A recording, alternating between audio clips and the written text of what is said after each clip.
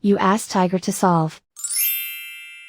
This deals with linear equations with one unknown. The final result is x equals 80/9. Let's solve it step by step. Simplify the expression. Group the coefficients.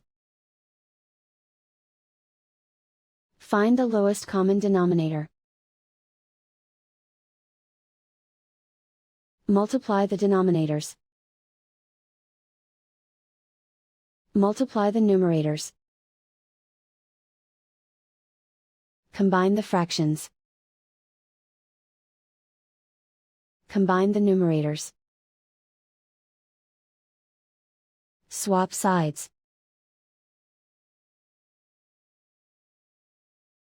Isolate the x.